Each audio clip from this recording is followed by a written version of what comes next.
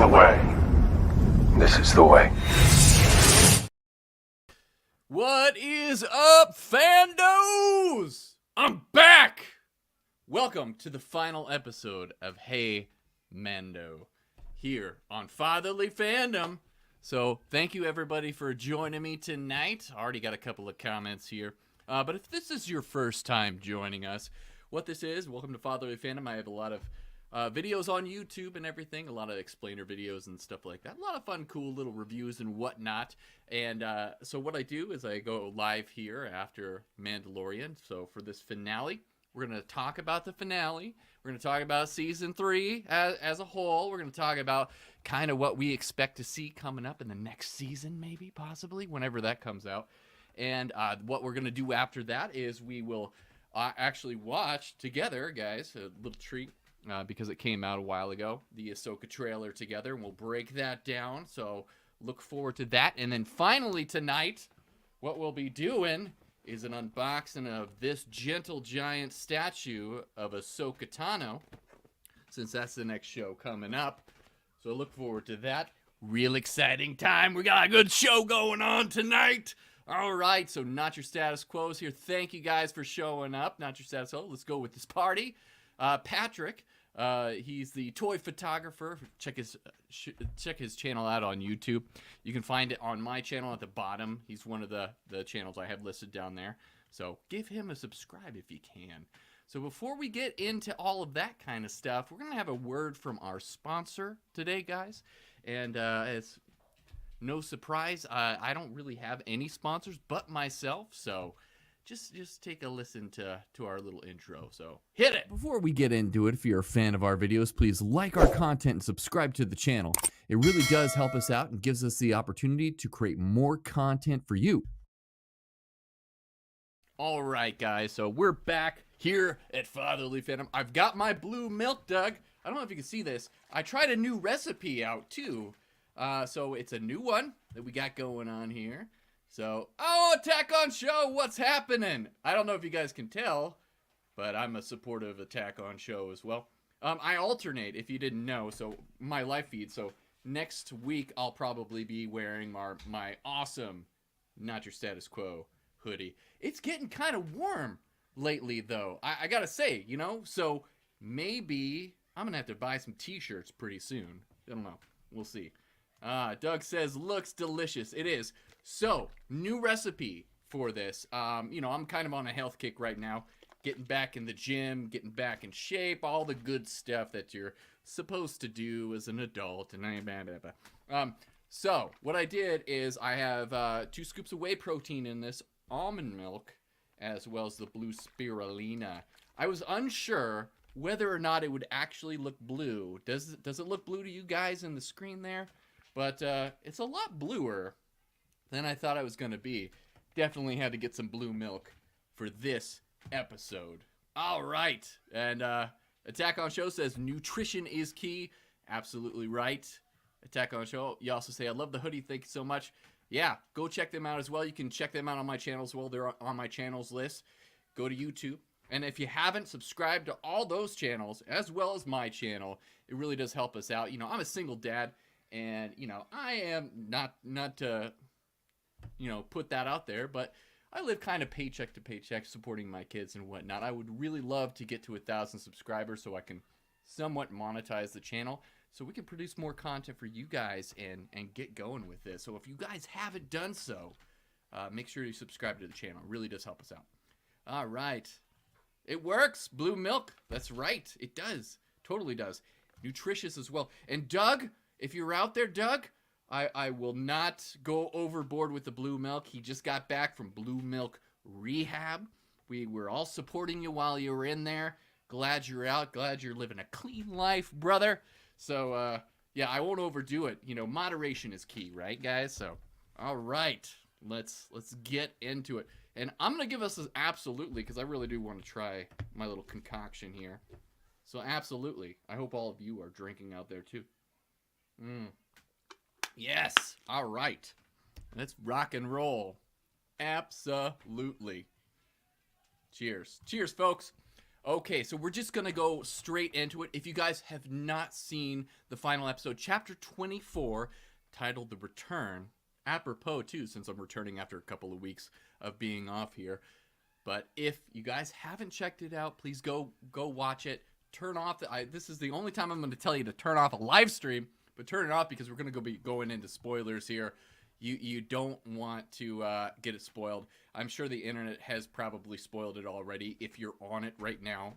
But if not, go check it out and let's get started. So this is your forewarned, guys. Warned. That's good.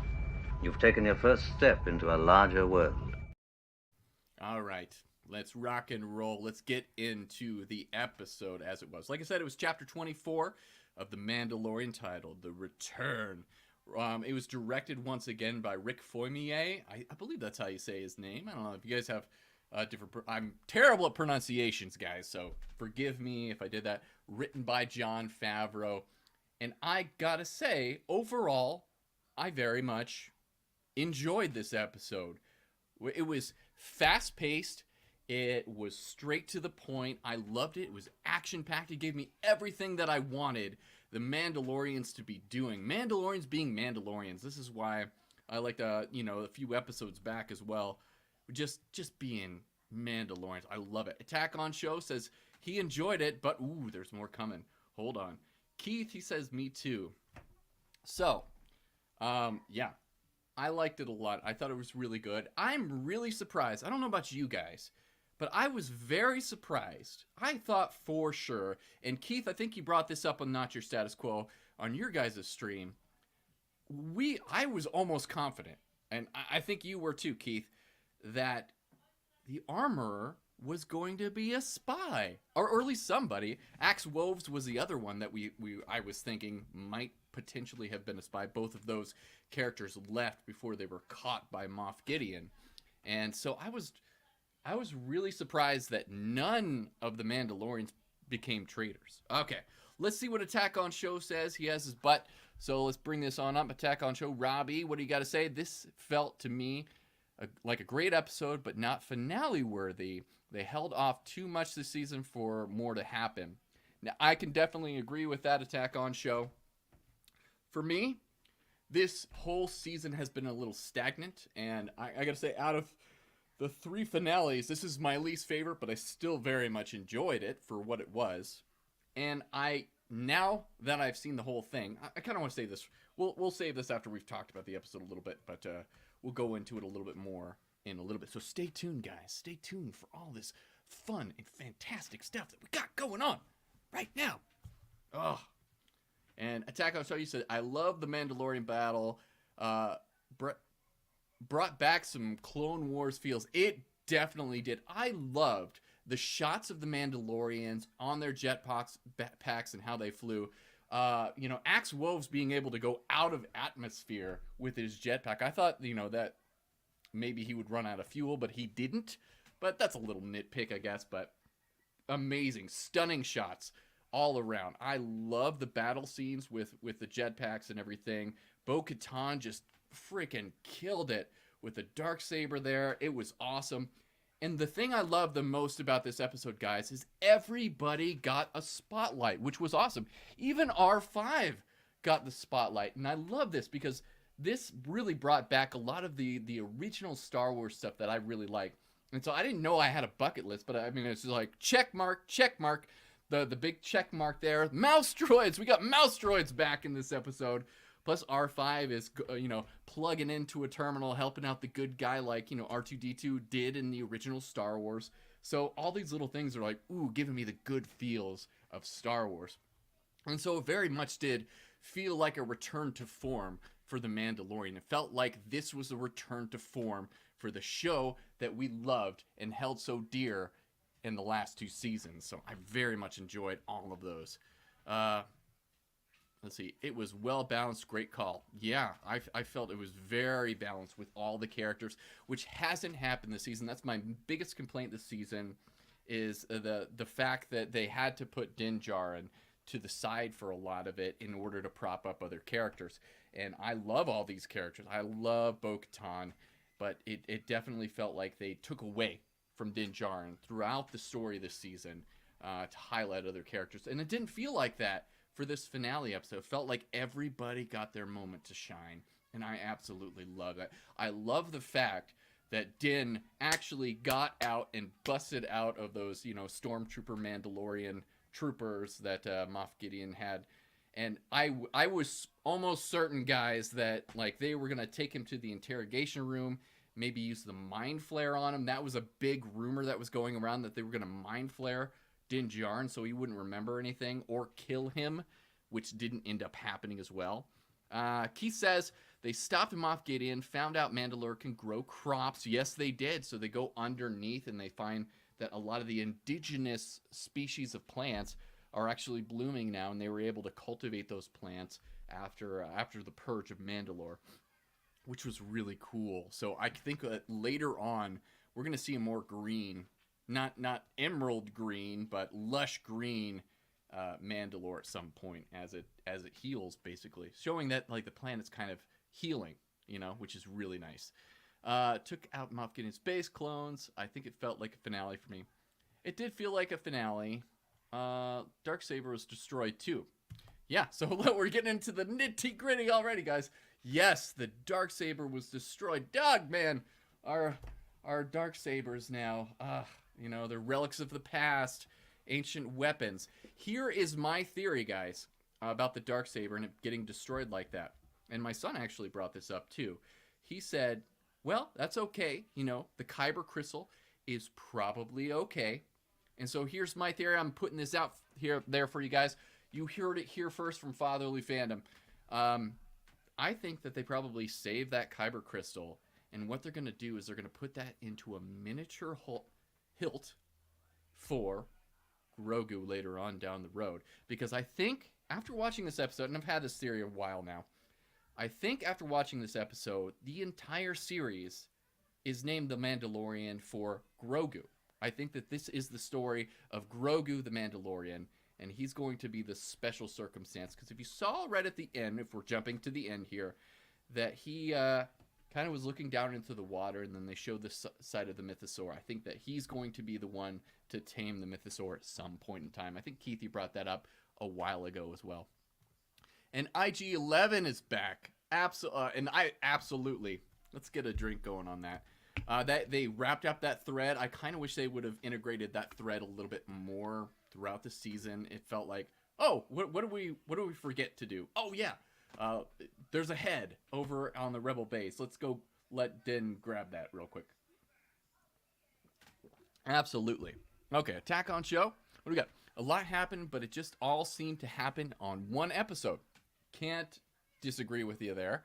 Again, great episode, but just felt like all conveniently happened in the one episode. The season just seemed so inconsistent that it was the first episode to hold up to The Mandalorian. I absolutely agree. Gonna have to be drinking a lot here, guys. Come on. There we go.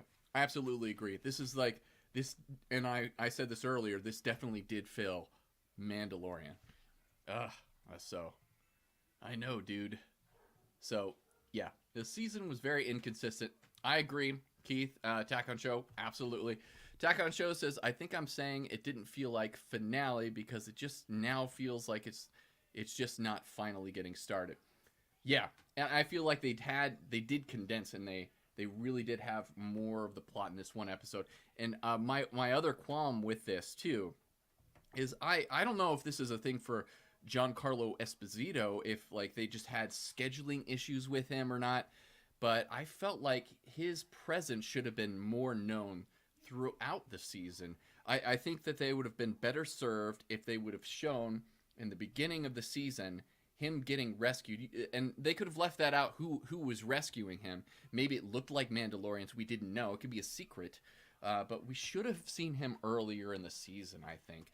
Just hearing about him in whispers, it was like, it just didn't, it felt like, okay, we got him back, and now he's dead. And I don't know about you guys, but I don't want to see Moff Gideon again. I hope that we go off in a different direction in the next season. Don't bring him back again. Like, it just seems like retread at this point. Just now finally getting started. Yeah, it did. It felt like it finally became the Mandalorian show. at this point. So, and that's what I really liked about this finale, is it finally felt like The Mandalorian. Din Grogu. That's, oh yeah. Yeah, I'm going to have to give up my geek card here. He's no longer Grogu. He's Din Grogu. And I thought that was a cool little touch that they had for that.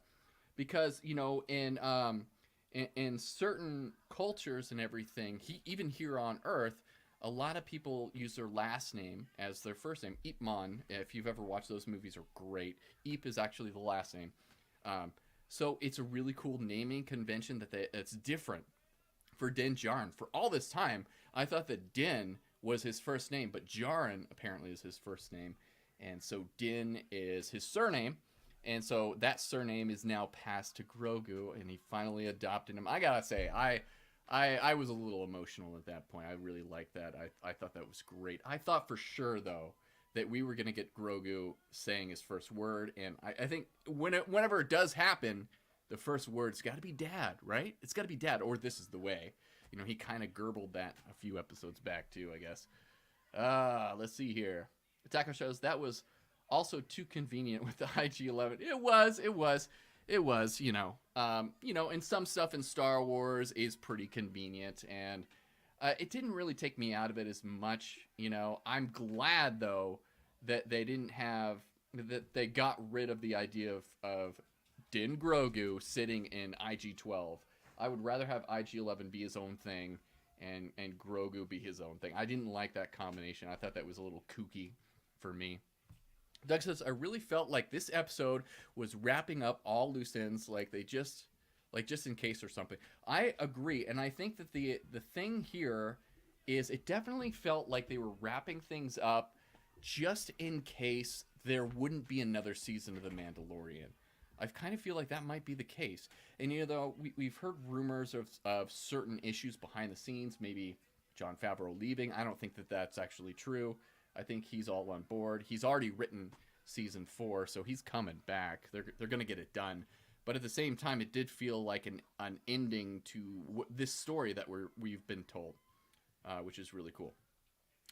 All right, Attack on Show, you say, totally agree. Mighty Mage, which is Doug. All right, Patrick. He says, I agree.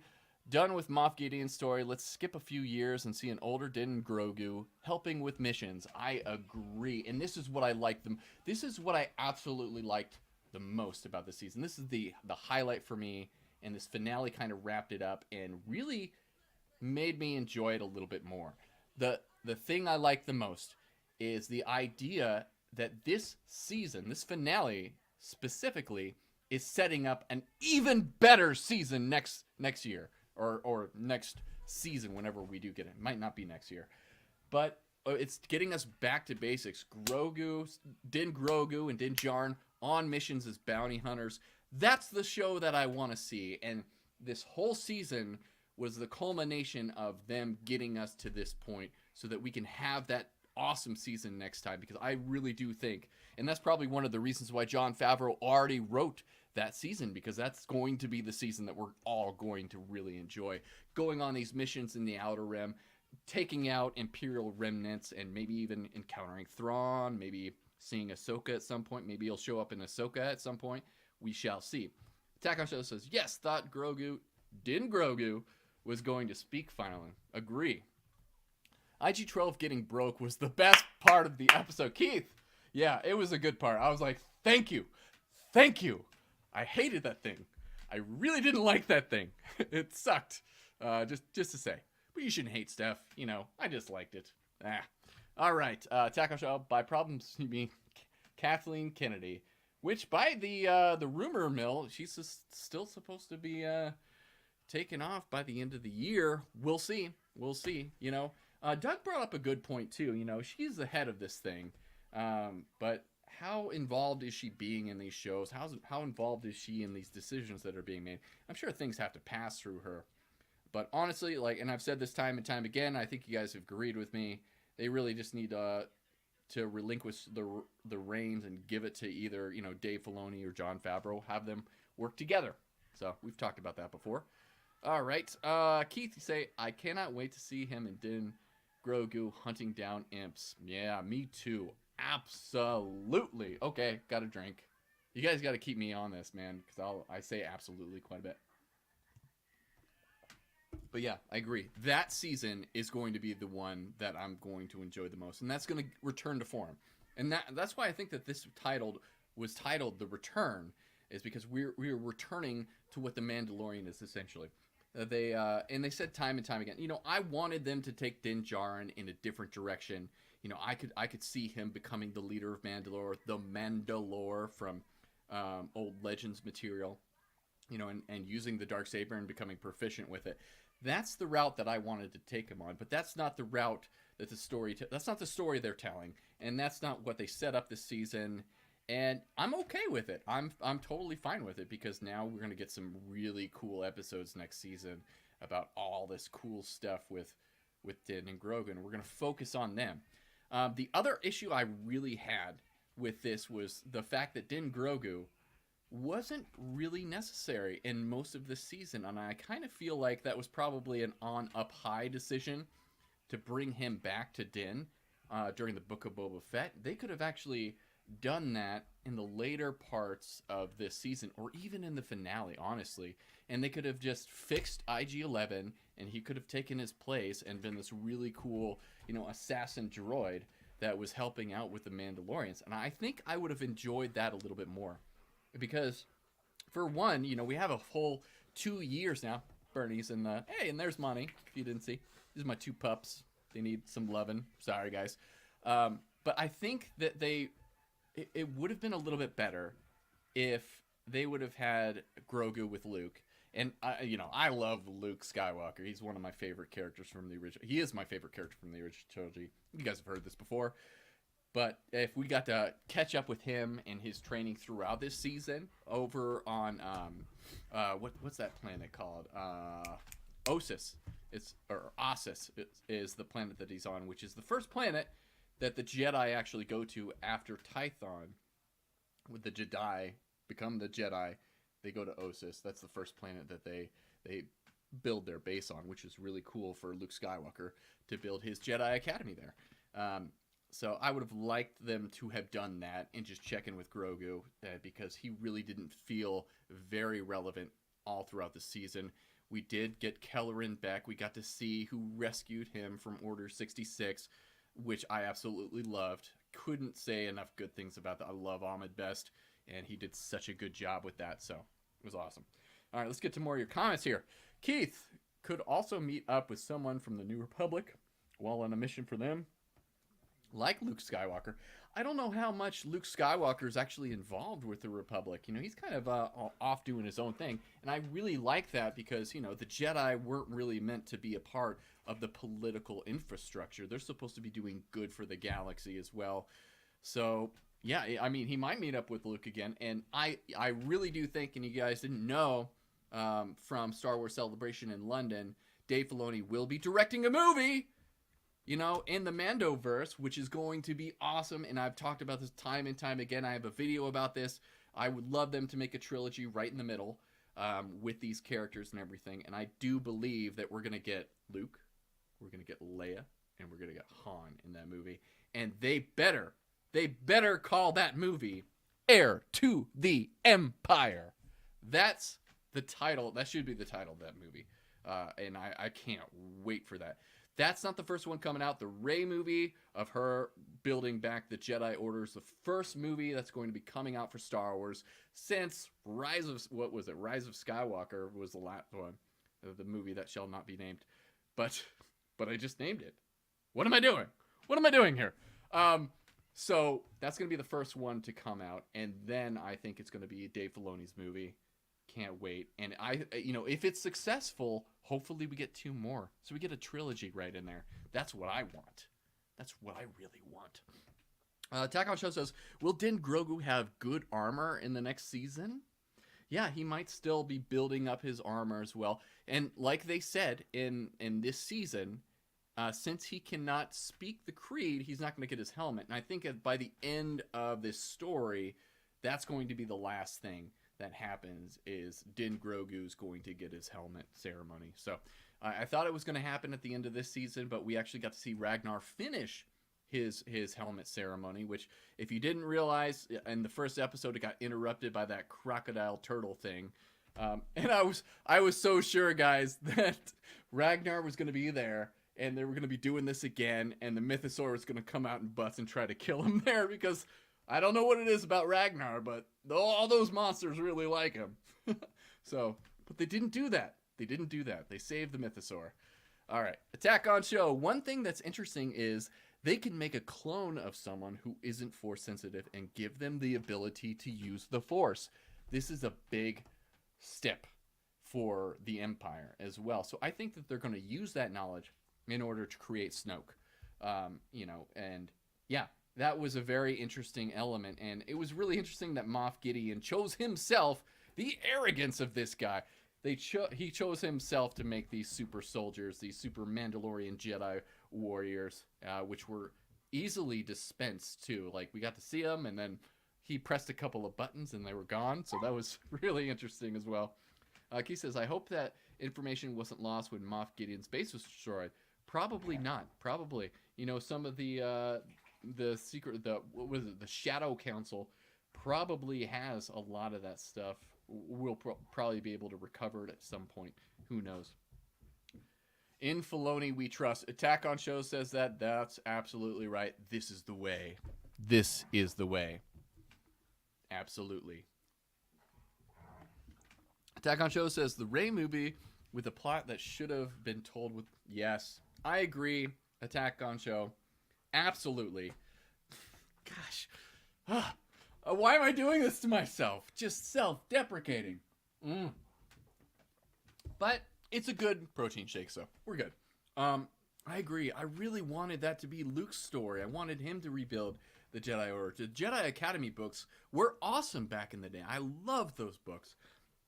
So it's a little sad, but at the same time, I am hearing that Rey isn't going to be the central figure in that. She's going to be building the Jedi Academy, but at the same time, I think it's going to focus on new characters, and she's going to just be in it. Apparently is what. But that then again, Damon Lindelof is now off of the project. They don't even have a final script yet. I'm sure that they have like an outline or something, but who knows? Who knows what's going to happen? Doug says, poor kid, just wanted Taika Waititi mech suit. Maybe his new dad will get him something. Yes, yes, yes, yes, yes, yes. And as a father, I could totally relate to when he was playing around with that. That was pitch perfect on all that. Yeah, a lot of drinking going on here. Luckily, it's not alcoholic, because I would be pretty loopy at this point. But yeah, so what else is there really to discuss? So the Darksaber was destroyed. Grogu was adopted by Din, so he's now Din Grogu.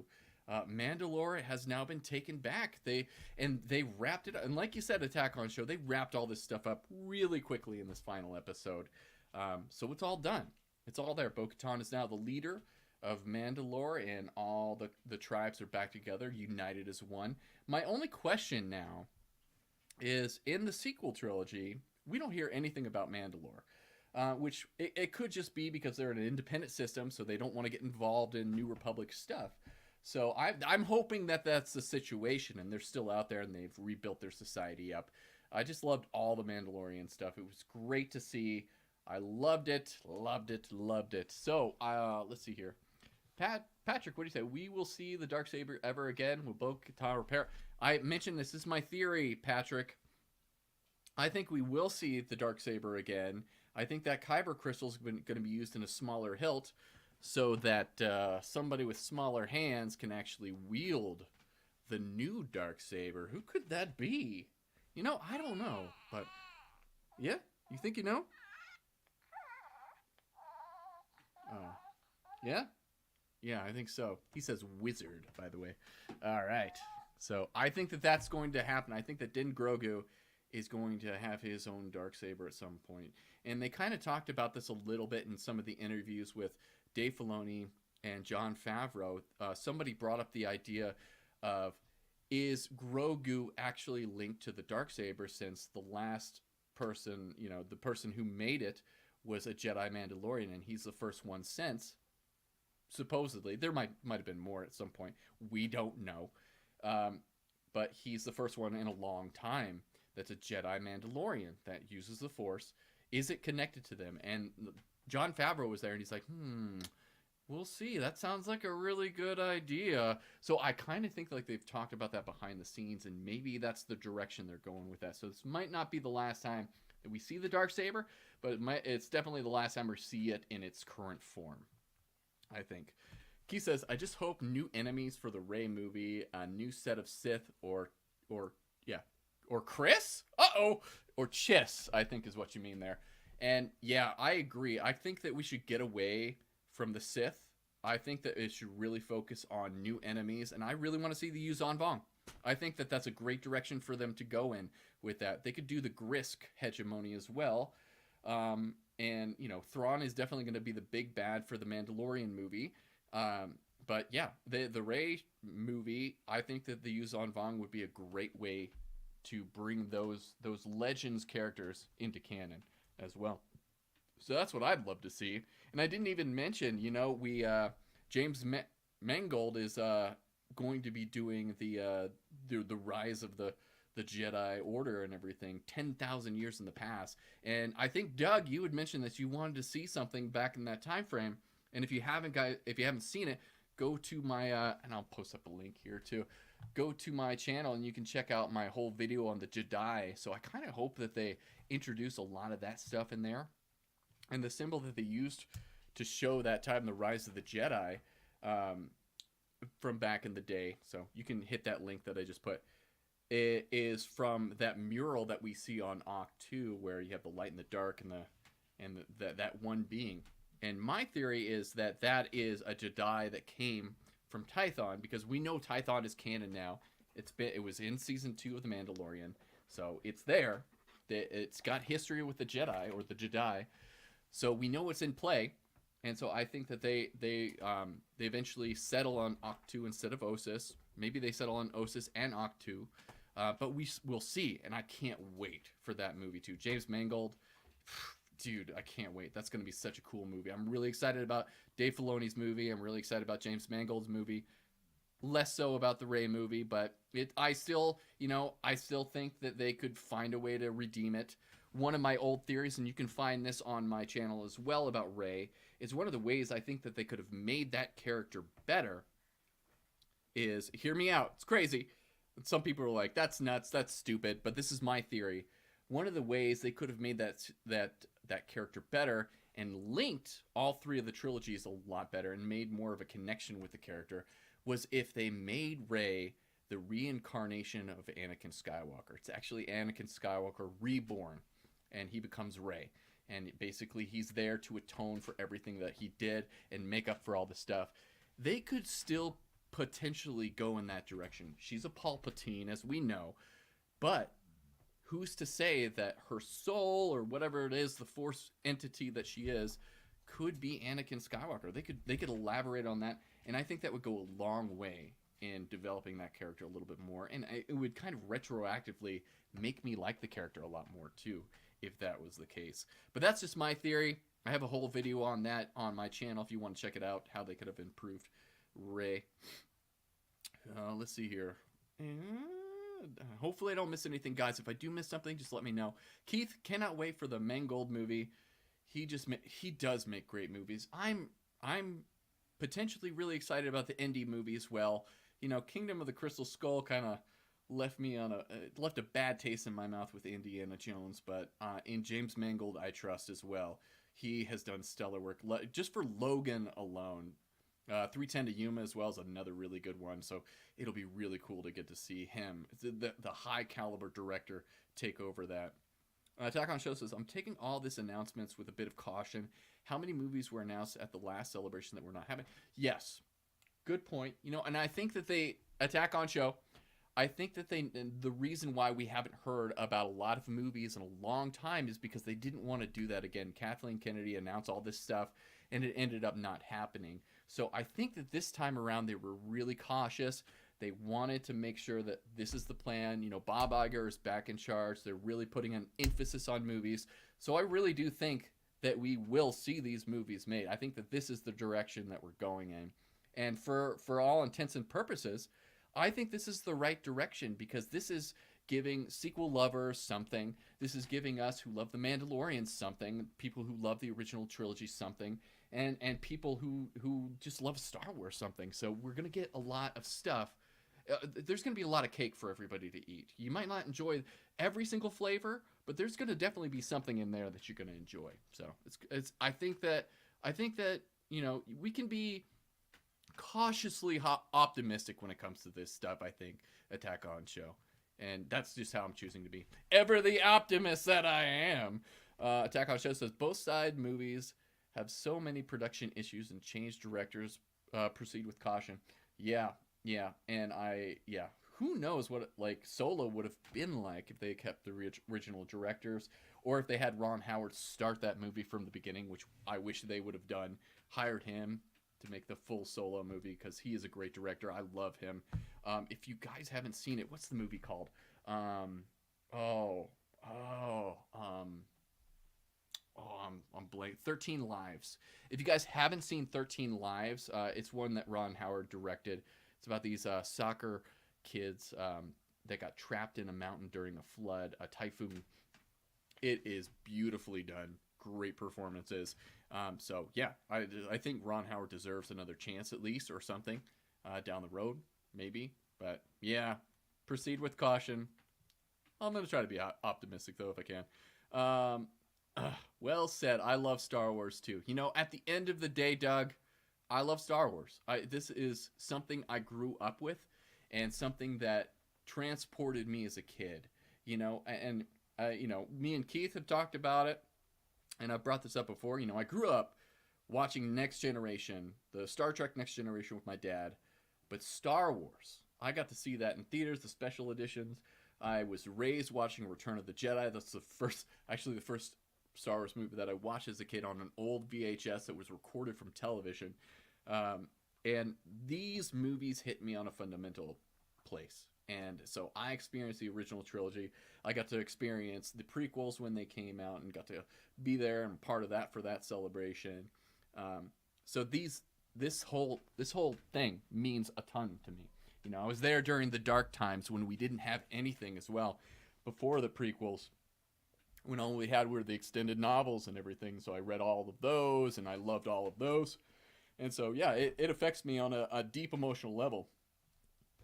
So do I take this stuff a little bit too seriously? Sometimes, like that one episode, a few episodes back that I really didn't enjoy, but you guys at Not Your Status Quo did, and I appreciate that, and I like that somebody got something out of that. And if I'm going to talk about that episode, Guns for Hire, I believe is that episode 22, chapter 22. I didn't mind Lizzo. I thought that was really cool. My daughter loved that Lizzo was in there. I actually really like Lizzo, by the way, so just personally. But Jack Black, he could be in anything, and I would love him. I love Jack Black. He is the man. Tenacious D. I can't get enough of Tenacious D. I love him. And the Peaches song now from Mario, from the Mario movie, is just on repeat in my brain. But I love them in there. But I did have my qualms with that episode as well, and I didn't think it was the best. And the only reason I didn't like it as much is because it was so late in the season, and we only got 8 episodes. I think that should have been more towards the front end of the season, or if they extended out, if they had a longer season, it would fit into place, and I would have enjoyed it a lot more. Just to say. But I do love Star Wars. All right.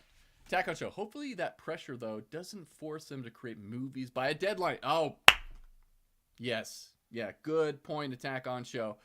End up rushed and not up to par. Latest rumor is Kathleen Kennedy has a deadline to get a movie out, and if not, she's fired. So do we want them to get a movie out or not? Is that what we want? Conundrum. I really want to go to the theater and see a Star Wars film, but at the same time, I would like a change up in leadership. Gosh, it's just that's a hard question there, Attack on Show. Yeah, that is the main problem that they had with the sequel trilogy, and I hope that Lucasfilm learned their lesson from that, is you shouldn't just be so focused on getting a product out there before it's actually ready. Get it all into place, make sure that it works, make sure that you're telling the story, and the story should dictate what's being shown on screen, not just that you're putting out Star Wars. Like, we have to have a good story. We have to have a reason for the story to be out there and to add to this cornucopia of what we know as Star Wars now. And I really hope that they've learned that lesson, and trial and error. A lot of these places hopefully do that. And a lot of these corporations hopefully do that. And I always think back to, I don't know if you guys know this, but back in the day, Jack in the Box had a really bad outbreak of food poisoning back in the day. And because of that, their standards for their food improved drastically afterwards.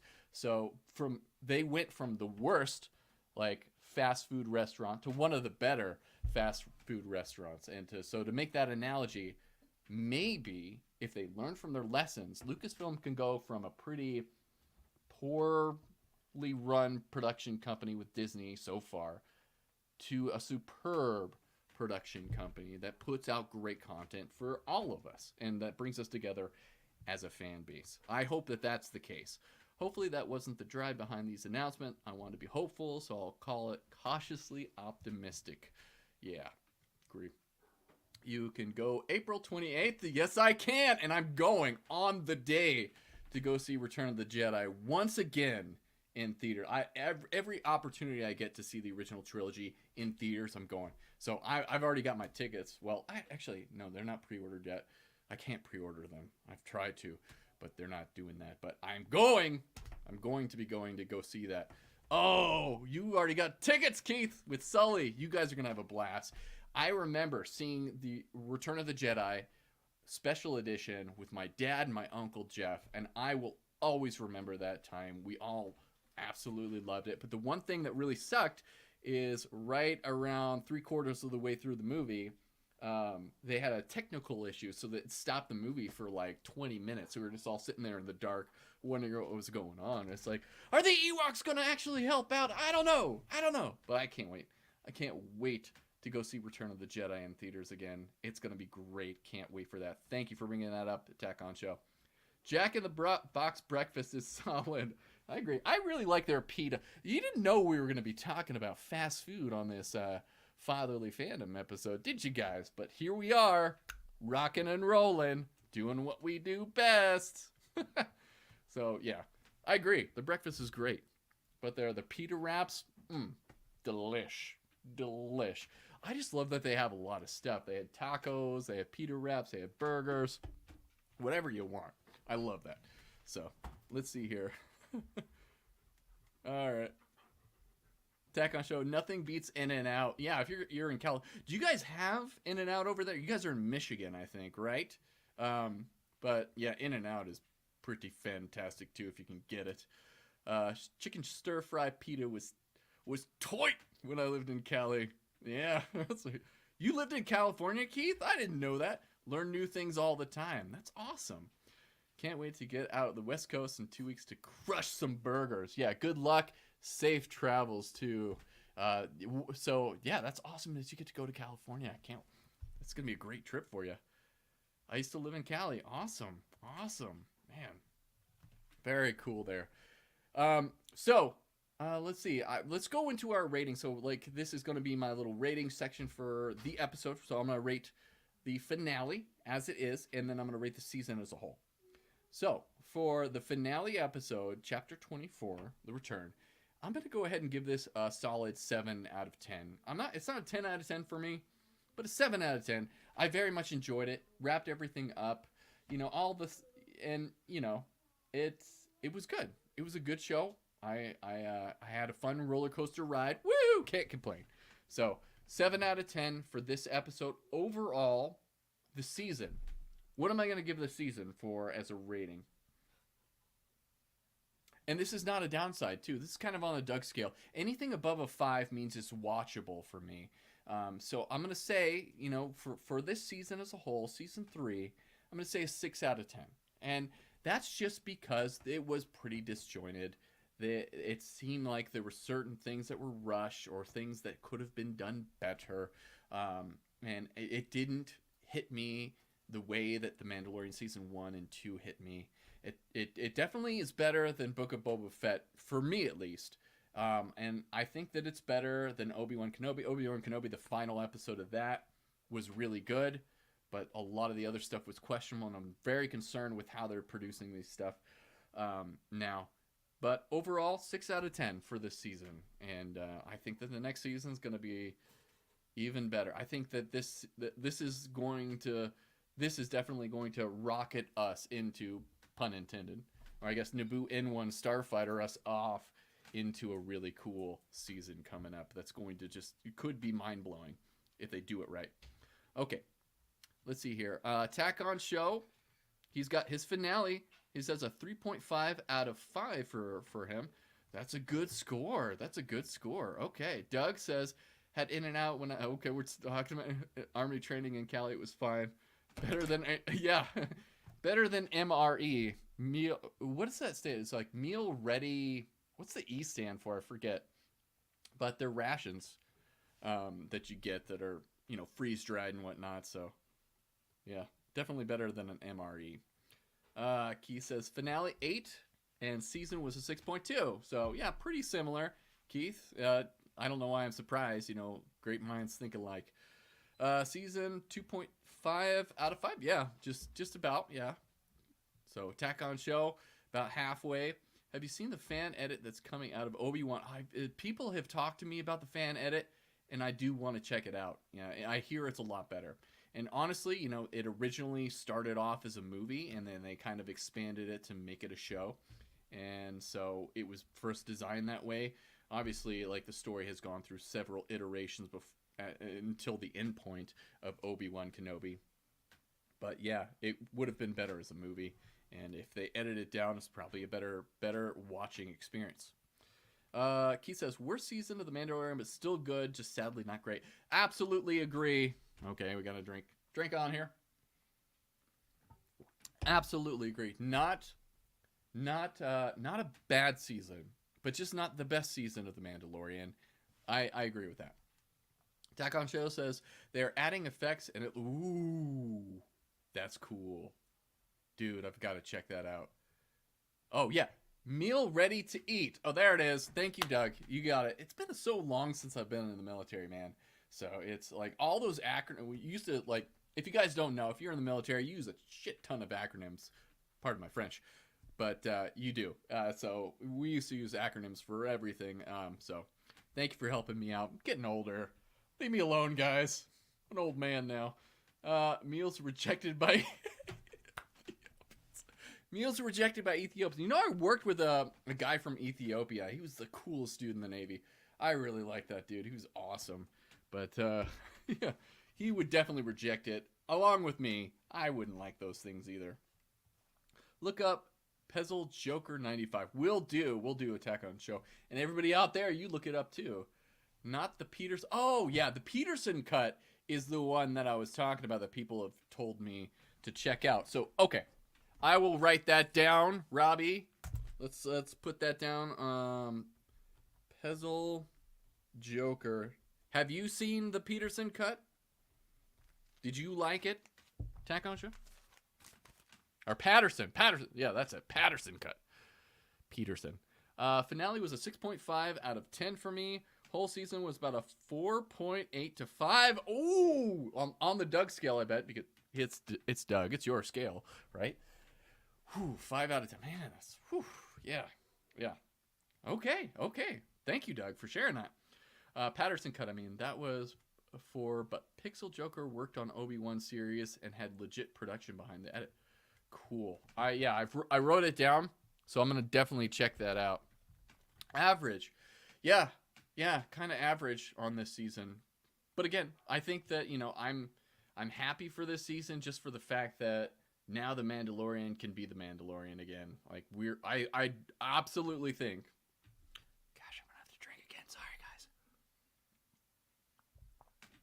I do think that next season is going to be so much better because of where these characters are at now, so we can focus in on the right characters. Key says he better be using his scale. Yeah, he better. Doug, you better. I saw the Patterson cut. And another fan edit we reviewed. Oh, I got to check that out. If you guys, I haven't checked that out. I'm going to go check that out on Attack on Show a little bit later on. Maybe tonight after the kids go to bed.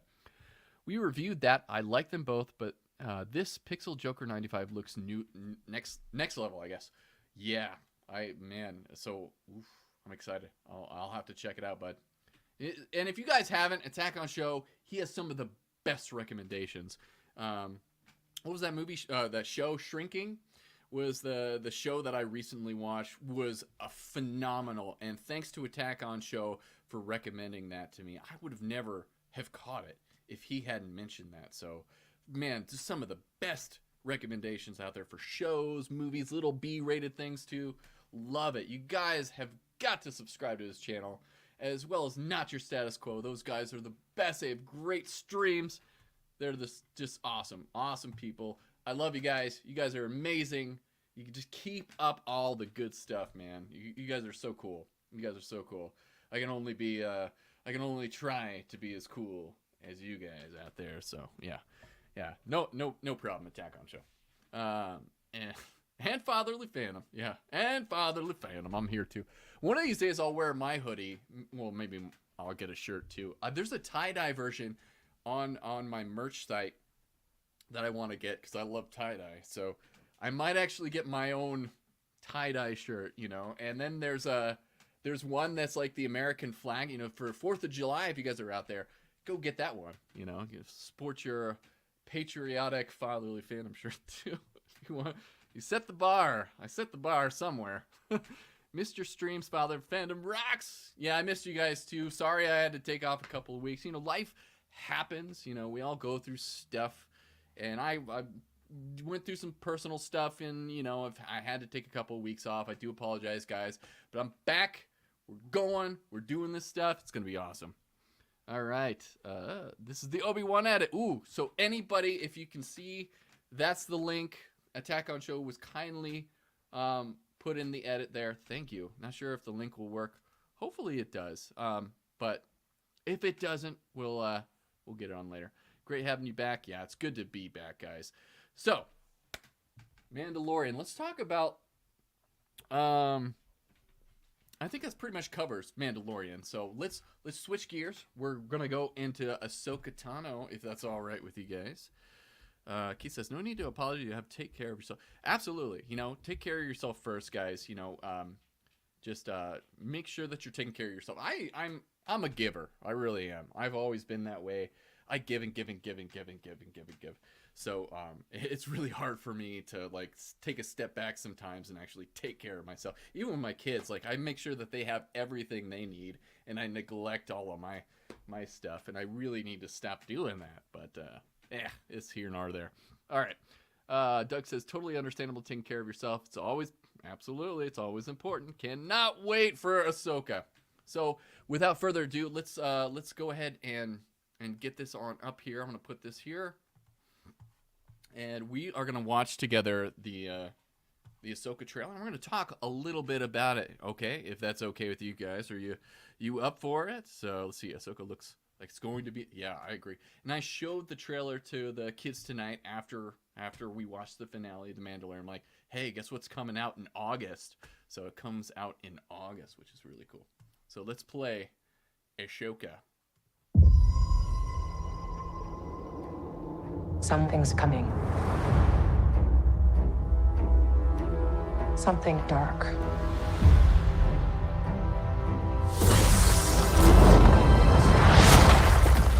She did that in the Clone sense it. Wars. Love the music too in this trailer. This is a new beginning. Loftcat. Uh-oh. Some Sorry, spacebar. war. For others, power.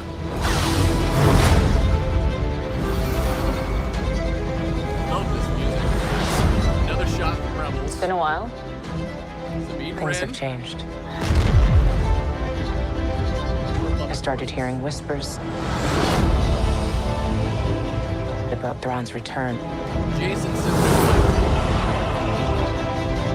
as heir to the Empire. she said it! We have to prepare for the worst.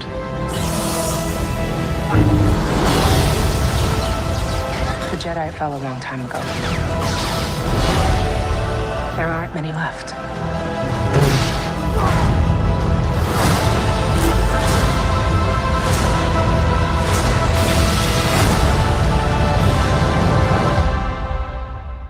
Perhaps it is time to begin again.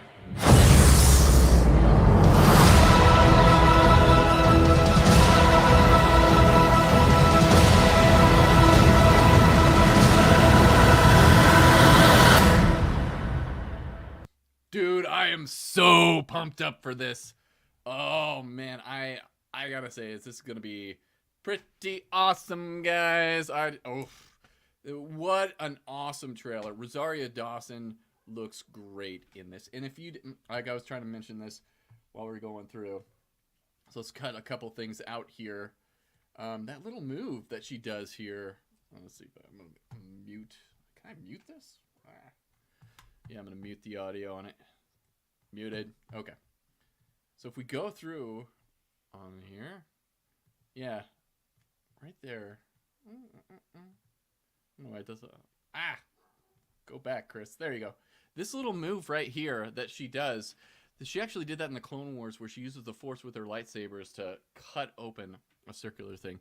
She actually did that in, I think, the Siege of Mandalore is when she was doing that. She did say the line. Okay, let's get to some of your guys' comments here. Love that the cutting ground that was in Clone Wars. Yeah, like I said, Attack on Show. I'm curious if Hera's son will be in it. So Jason Sandula is Hera's son. And yeah, he looks way more human than a Twi'lek. He's got like green hair. Yeah, I wonder if he's going to be in it. I bet you they'll probably show him at some point. He's got to be there somewhere. But it's really cool that, yeah, she's going to be there too. That we get Hera finally in live action. All the rebels basically in live action. So if we pull up, where are you? Where are you, Hera? There you are. So there she is. Live action Hera. This is so crazy. Oh my gosh. All right. And yeah, Rosario Dawson did say the line "heir to the Empire," and I really do think that that's going to be what the movie is going to be called. It better be called that. That would be great. Where is it? Yeah, and it kind of does look like the world between worlds. And where is it? Let's see if I can find it. Dun, dun, dun, dun, dun. Sorry for all the scrolling around, guys, but I'm just trying to find where that little bit is. Is that at the end? No. Yeah, right here. And if you look in the background, those are the same type of lighting that we saw in the world between worlds. So, toy photographer, you say, yeah, love the Ahsoka trailer. Can't wait for August. I can't wait for that too. Cannot wait for that. The Saber Master, yeah. Hugh Young voiced by David Tennant. If you guys didn't know, David Tennant, and he did that in the Clone Wars too, when the younglings were getting their lightsabers. Gungi was actually a part of that too. So here he is. There he is. Live action. I can't wait. It's going to be so awesome. And Keith, yes, you nailed it. David Tennant, my favorite Doctor Who. So he's awesome. So glad that he's in there. I read that they updated the Montrals technology, so now Ahsoka looks more accurate to the animated counterpart. Yeah, they're still not as long as the vision of her as an adult that we saw on the Mortis arc in Clone Wars, but they are definitely longer. Let's see if I can pull them up. Her Montrals are longer. Get a good shot of her. There we go. So yeah, if you look, her Montrals are definitely longer in this. She's fighting some droids in here as well. Only critique. Yep, I think so. I think that they did improve that. Best Doctor. That's right, Keith.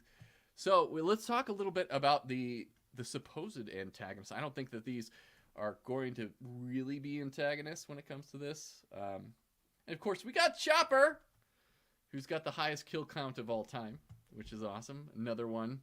Live action. We got them all now. It's great. I love it. I'm just so excited. I'm just glad my favorite murder bot is back. Yeah, exactly. You know, he is my favorite murder bot as well. I think he's just a lovable killer of all people. So let's talk. I want to talk about. Where are you first? Is he? Man, does he not show up first? Let's talk about this guy right here. And his confirmed orange lightsaber. And you guys were talking about it on Not Your Status Quo. And Dave Filoni actually did confirm that is an orange lightsaber as well. Dark Jedi. So this guy is played as Ray Stevenson is the actor, and he's playing Balon Skull is the name of the character, who was another Jedi survivor from Order 66. My only qualm is how many Jedi got away. You know, out of the 10,000, they're stacking up. And Jude Law's character in Skeleton Crew is apparently another survivor, another Jedi survivor. They're everywhere. What was Yoda thinking? He's like, when gone am I, last of the Jedi will you be, Luke? No, not really. There's like a million of you out there. What the hell? So he is a dark Jedi. And, you know, so he is a survivor from Order 66. And let's go back to his apprentice. If I can pull her up. Where are you? Yeah, there you are. This is his apprentice. So that's the apprentice, played by Ivana Sakno. Her character is called Shin Hati. And I don't know if you guys know that, but so this is going to be Balon's apprentice. And she's also got an orange lightsaber. And if you can tell too, and like I was saying earlier, you can tell that it's orange, and Dave Filoni did say that they were orange. And you guys brought up a lot of good points on Not Your Status Quo. My thought too was, who had orange lightsabers back in the day? In Legends material, the Rakatan Empire, the Rakatas actually had orange lightsabers. So maybe this is old ancient technology, but at the same time, maybe it's just a symbolism of them being dark Jedi. So they use the light and the dark, but they focus more on the dark at times. So they're not fully Sith or anything like that. And I like this idea. I like the idea that it's not the Sith. These guys aren't the Sith, and maybe have motives that are in between, that are gray. And this is kind of where Ahsoka Tano comes into play too. Maybe she's going to be the balance. Maybe she's going to figure out the balance, and this is what we're going to get to see. But her character, I am wondering, you know, and there's some theories out there that we would see the Great Beyond is what we're possibly going to be seeing in Ahsoka Tano, this magical realm in Star Wars. Basically, they say this is where the Night Sisters came from. So my thought, what if his apprentice here, Shin Hati, is a Night Sister? What do you guys think? I think that she might be a Night Sister. She kind of looks like a Night Sister to me. So maybe she is one of those mystical Night Sisters that we got. So should be pretty interesting. A Dark Jedi. Order 66 was a complete failure. It was. Palps, what you doing? Good guy. So again, good guy Palps, you know, he was kind of lenient even on the kill order when it came to the Jedi. He's like, I'll let a couple of them pass. You know, always trying to be the up and up, upstanding gentleman that he is, you know. I like that she has a Padawan braid. Oh, yeah, does she? Good catch, dude. Let's see here. Where's the Padawan braid? I'm not seeing it.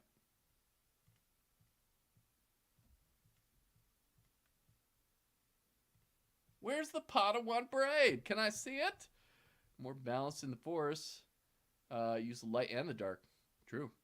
I like it, sir. Jedi Knight sister, like a fighter, mage, and D&D. Yes, I agree. Where's that Padawan? I'm trying to find the braid, dude. Where is it? Where's the braid? I want to see the braid.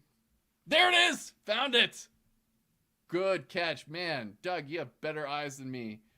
Yeah. She's got the Padawan braid. Outstanding catch, brother. You did good. Wonderful job. Wow. Yeah, I didn't even catch that. Main reason they got rid of clones, they failed at executing Order 66. They really did. Palps was, good guy Palps was a little disappointed. He's like, I need better stormtroopers than these clone troopers. Yeah, absolutely. You can have some popcorn. Hey, JJ, did you want to rate the finale or season 3? 100 out of 10. Okay. JJ says 100 out of 10 for the finale. He really liked it. Great catch on that braid. Attack on Show giving Doug all the props, man. You're awesome, dude. Those rotten clones. Yeah, you know, terrible clones. All right. So yeah, that's what we got for that. Let's see if there's anything else. Oh, and of course we got Sabine Wren. Time frame on this show. I kind of feel like they're gonna go back. Like it's gonna be like this. A lot of this stuff is going to occur before we see her in the Mandalorian season 2.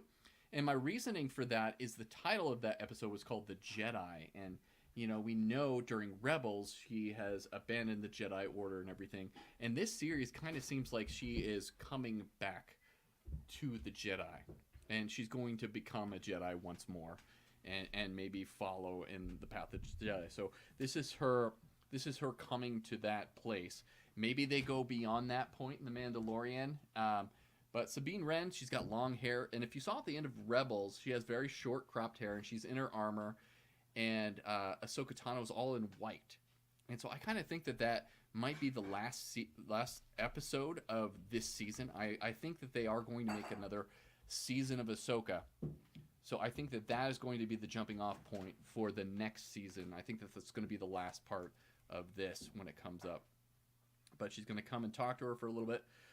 Shows that even though they may embrace the dark side, they still keep the Jedi. Yeah, right? They do. So they're not good. They're not bad. I like that. I like that a lot. And that's with Thrawn, too. As we get to see our first little glimpse of Thrawn in here. Boom, there he is, guys. So if that's a recreation of the end scene in Rebels. Siri's yelling at me. If that's a recreation from the end scene of Rebels, why is Ren's hair long? This is what I'm talking about, Attack on Show. I think that, no, this isn't a recreation of that. I think that this actually takes place before that, and I think that they will show that scene because they had stills of that exact scene at Celebration, like not this last Celebration, but the previous one, of her looking at the mural and everything, and she was in her armor. So I think that scene is actually going to take place, but it's going to take place at the end of the season. She has, yep, you're right. She did have real short hair in that. I cannot wait for Thrawn. Me too. And old Lars Mikkelsen. You guys talked about a Nasser Status Quo, but it's Mads Mikkelsen's older brother. So, you know, Urso's older brother is Thrawn. I am so glad with this casting choice. You know, Lars Mikkelsen, he voiced Thrawn in Rebels, so it's perfect casting. I cannot wait. And I really do, like, I hope that this is the theme that they're going for, you know, with these dark Jedi not being all good, not being all bad. I hope it's the same thing with Thrawn, too, and the books elaborate this. And if you haven't read the Thrawn trilogies, there's two of them, the Ascendancy trilogy, which is book 1 through 3, and then there's the other Thrawn trilogy where he's in the Empire. So when he's in the Chiss Ascendancy, there's a trilogy of books, and then when he's in the Empire, there's another trilogy of books. All of them are fantastic, but they flesh out the character so much, and you come to realize that Thrawn really has really noble intentions. He wants the support of this power that's going to help them fight an even greater threat that's in the unknown regions of space and everything, which could be the Yuuzhan Vong, but I think in the books it was the Grisk hegemony were the threat that they were dealing with. So I hope that they bring some of those elements. They don't just purely make Thrawn into a bad guy in this. I really hope that they flesh this character out like they did in the books. And I did hear, guys, that they have consulted with Timothy Zahn. Dave Filoni did the same thing on Rebels. He did it again for this show as well. He consulted with Timothy Zahn, who created Thrawn for Heir to the Empire, the original. So, and he wrote all the Thrawn books as well. So he did consult with him. I was good job, Dave Filoni, bringing him in. So great casting choice, perfect casting. I'm so excited that they went with him. See, Sabine hair looks massacred. Look at they massacred my girl. I guess would be the way. I think they are learning to keep the voice actors as people are attached. Absolutely. Sad that Ashley Eckstein didn't get to be Ahsoka Tano. And I was a little upset, too, that she's not even getting a cameo in this season, apparently. But, and they eventually, like, Rosario Dawson and Ashley Eckstein just met at one of the last celebrations, like, for the first time. I'm like, why isn't this happening sooner? I forget the guy's name who did the voice acting for Obi-Wan, but he just met Ewan McGregor in the last celebration. I'm just like, why are they waiting so long to bring these characters together? Oh well. I like Rosaria, but there is part of me that still thinks Ashley Eckstein would be great as live-action Ahsoka. I know, part of me too, because that is the voice, that's the character that I knew and loved. She read for the Ahsoka book, which is the audio book, which is amazing too, by the way, which you should definitely read or listen to before you watch the Ahsoka Tano show. Go out, check that book out. Go back, watch Tales of the Jedi, all her sections in that too. The end of the Clone Wars season finale, that whole arc with the Siege of Mandalore and the Order 66. I'll go back to that as well. Maybe check out Mandalorian Season 2, The Jedi, as well. Just to get yourself prepared for what's coming. But they now say it isn't canon. Yeah, so apparently that book's not canon. Sucks. It's canon for me, though, Attack on Show. A lot of this Legends material, it's my head canon. I'm not letting go of it. So, Dark Disciple is a great book. And if you guys want to know what happens to Asajj Ventress, you're going to want to read Dark Disciple as well. So, good book. Okay, is there anything else that we need to bring up for the Ahsoka trial? I guess she survived. What's that character's name? And this is kind of why I think that this is going to actually take place. This is going to take place before The Mandalorian Season 2 because she's still alive. I don't think that she probably survived. Savage Opress? No, not Savage Opress.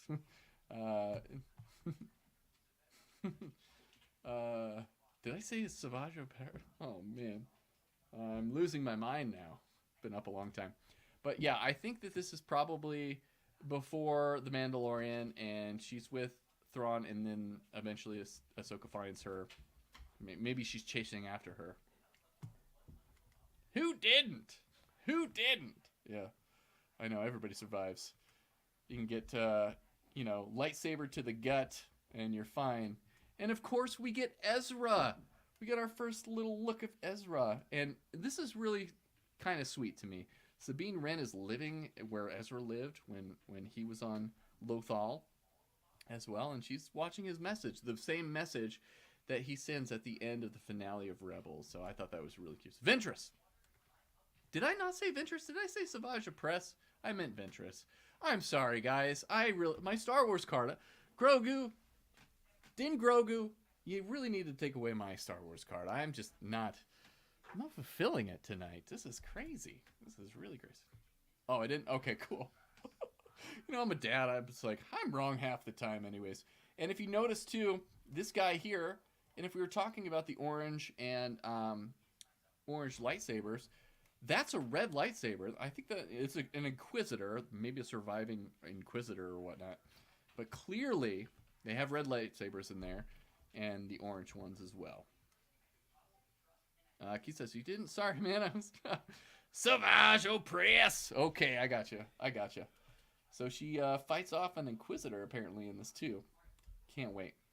This show looks awesome, guys. I am so looking forward to it.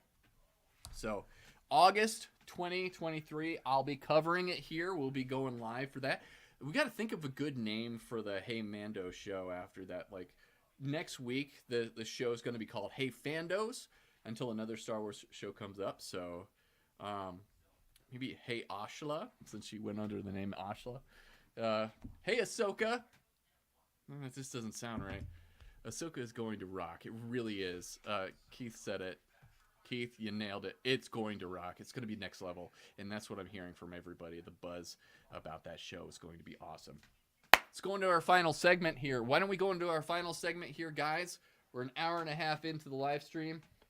And I have saved this for so long, guys. This Ahsoka Tano statue. This is a Gentle Giant limited edition 1/7 scale statue of Ahsoka Tano. She's got her little owlet here. So, oh yes, Patrick. I am very excited for Vision Season 2. It looks really cool, and I thought I saw some orange lightsabers in that as well. Attack on Show says that's awesome. So let's get to it. Let's unbox here. I don't usually do unboxing. I did an unboxing for my Mandalorian, which you guys can see. So I've got Mando here. Look at the detail on this guy. He is pretty, like, and Grogu. These Gentle Giant productions are very cool, and they're just beautifully done. I love them. Yes, I'm a geek, and I will always be a geek. This is my life. Grown adult that loves statues. So here we go. Here's Ahsoka Tano.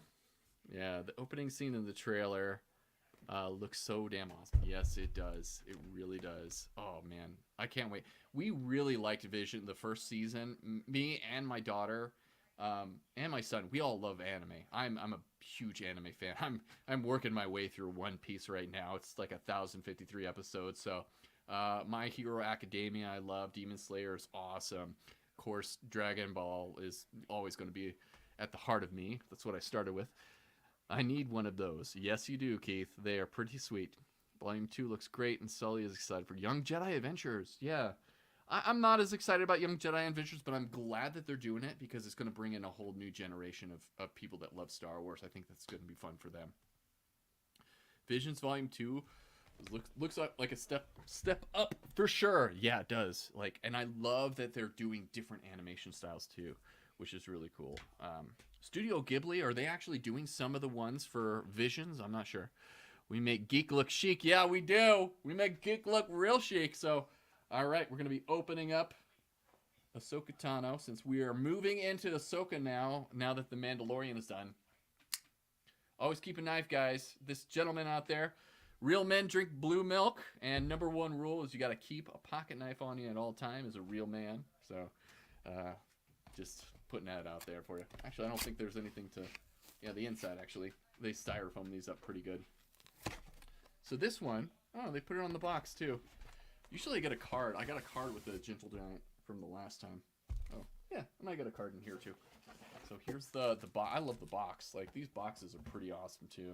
They do a really good job with the boxing of these things. Diamond Select Toys. Designed, modeled, and prototyped using top-of-the-line 3D technology, this 1/7 scale statue represents the next of our new collection of ongoing Star Wars saga, which I really like. Next week, guys, you need to tune in because I'm going to be unboxing my Luke Skywalker and Din Grogu statue. That just came in the mail. We'll be doing that next week. Each statue is hand-cast, hand-painted, and hand-numbered with a limited edition certificate of authenticity. May the Force be with you. So there's only 3,000 of these in existence. So I got my snag on one of them. And so so it comes with this little card here, if you could see. So this is 458 out of 3,000 of the limited series. I love these. Package this up, which is fine. Gentle Giant. I'm kind of like obsessed with Gentle Giant now. I don't know why. But I have these brands that I can't get away from. But they do really good work. If you see some of this stuff here. That Darth Maul one looks really badass. Did they have the Luke that I'm getting? No, the Luke that I got is not on there. But, yeah, all good stuff, guys. Well, I'm concerned about the series finale for Young Jedi. Yeah, I hear it kind of ends during Revenge of the Sith, and Anakin makes a surprise appearance in that show. So... I'm sure it's a hoot. Okay, so let's open up. They do a very good job at packaging these guys up. It's all sealed very well. This is what I got my knife out for, is because it's very much packaged tightly in here. Let's take a look. Let's take a look-see. See if we can get this thing open. Ugh. Let's see what we're going. Oh, hey guys. Okay, I wanted to let you guys know. I'm thinking of let me know your input on this. I'm thinking of doing a video on the origins of the Sith. So if you guys want me to make a video like that, I will make that and do all my research and everything, and I'll come out with that next week. Do you guys think I should make a video on that? Just wanted to put it out there since I did the Jedi. The Origins of the Sith is also very cool, and I've been reading the Darth Bane books again, and it's just been awesome. Red 5 Reviews is another really cool channel you guys need to check out. He's going to be reviewing the Bane trilogy as well. Okay, so we got it opened up here, all assorted very nicely. So we got our little takeout to our little bird. What's the bird called? Do you guys remember what the bird? I forget what the bird is called.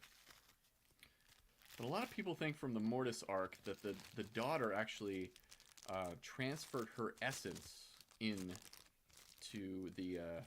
Ahsoka because she actually was dying, and so Ahsoka actually has the essence of the daughter, and you know, Anakin had the essence of the son, so it had that like light and dark side kind of thing going, motif going. Got that.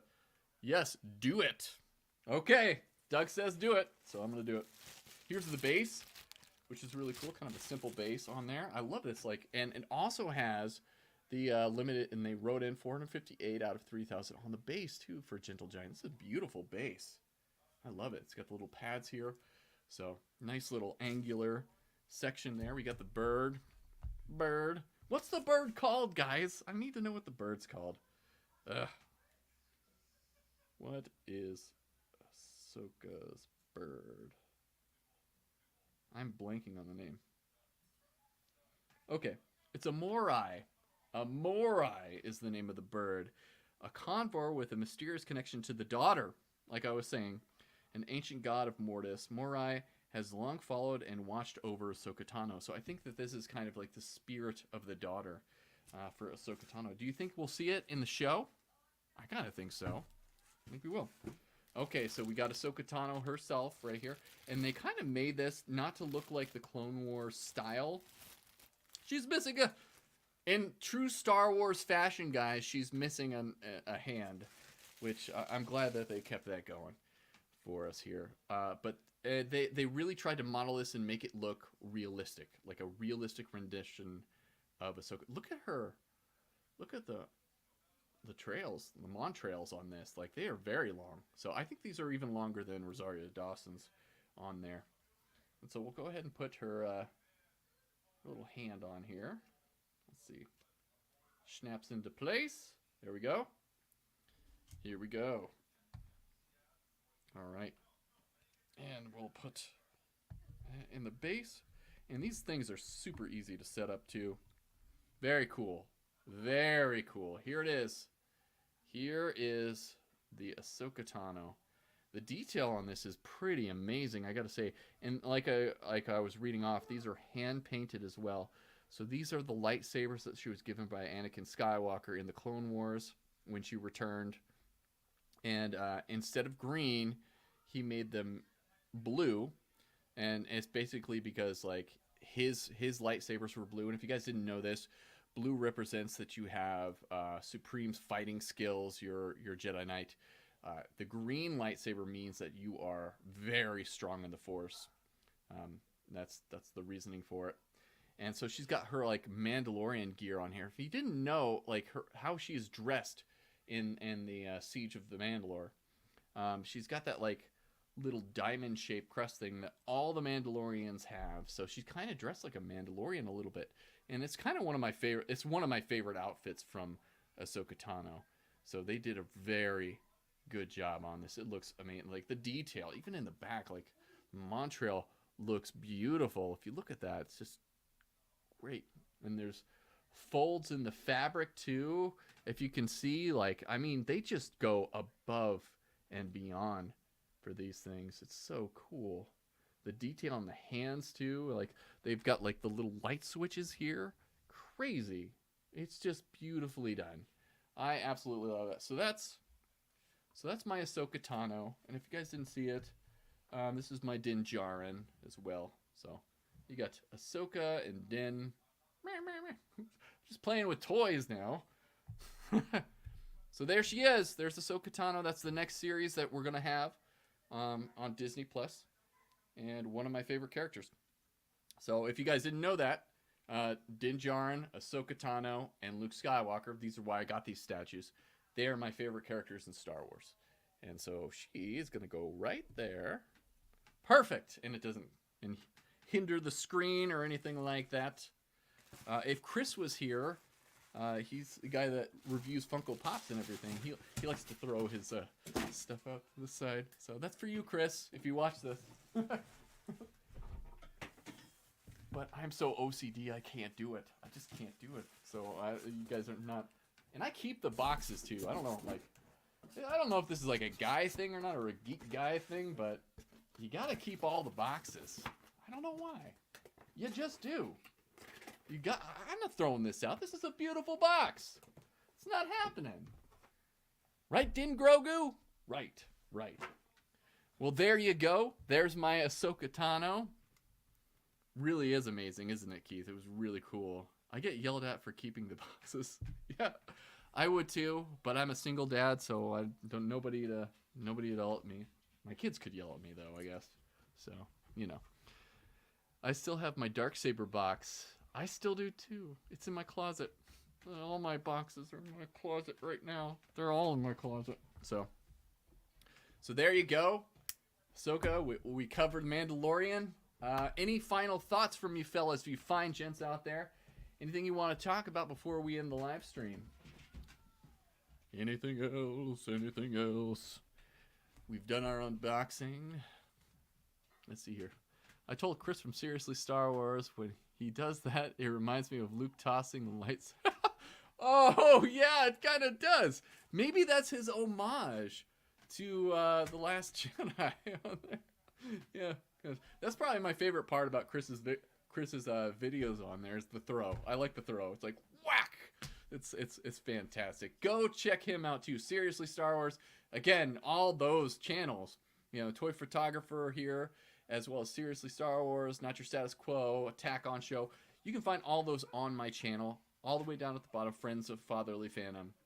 Check him out. Red 5 reviews as well. He specifically does the Star Wars books, which are really cool reviews. So each of us have a little niche in here, which is really awesome. And I love supporting small channels like us. You know, we have to stick together. We're a fine group of gentlemen out there trying to spread our geekdom to the world and enjoy all this stuff.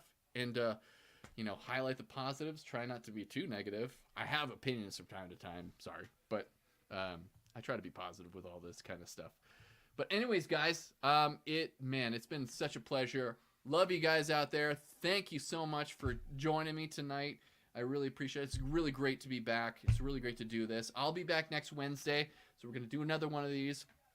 Look forward to my my Sith history video coming out next week, so I'll be researching that out and getting that ready to go this weekend, and so we'll have that up on the channel after that. If you haven't done so, guys, make sure that you subscribe to the channel, give us support. Like I definitely appreciate it. Every single subscription that I get, I just celebrate so much. You know, I have what is it right now? 561 subscribers. So I just everybody that subscribed to my channel, I'm so thankful to. My heart goes out to all you guys. Hopefully everybody's doing good.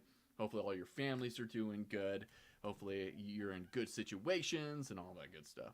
Cannot wait for Sith history. Me too. So it's pretty interesting stuff too. I think that there's some stuff in there that you're gonna like. It branches off of the Jedi. Who were the Jedi? So the Jedi so much. So thanks again for joining me, guys, and I hope that everything goes good for you. And on that note, from our families to yours. Let's see if I can get it up here. Sorry, I got to get to my branding stuff. Still figuring out Streamlabs, but here you go.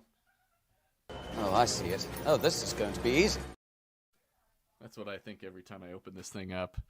But when it comes to Star Wars... I want more. And I know I shouldn't. Always want more with this stuff. So... Good night, all. Yes, good night, guys, over there on the East Coast. Yes, I know it's late for you guys. Thank you for joining me tonight. I do very much appreciate it. Love your support. Thank you. I'll be on your stream tomorrow night for Not Your Status Quo. You guys are coming on tomorrow, right? Right? Are we getting a stream tomorrow? We should. It's a good finale for Mando. So we can talk more about it then. Hopefully. All right. Let's just finish this up. I wonder if you can hear my son laughing in the background. It's pretty fun. All right, guys. So from our families to yours. Oh, wait. God. Sorry. We'll stop here. Sure. We are on tomorrow night for sure. Sure. Yes, we are. So tune in for them. I think it's 5 p.m. Pacific Standard Time. That's when I check them out. So on Thursdays and Sundays.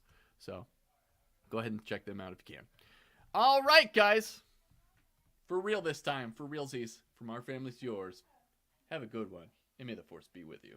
So thanks for joining me today on Fatherly Phantom. And don't forget to subscribe to the channel. And from our families to yours, have a good one. And may the Force be with you.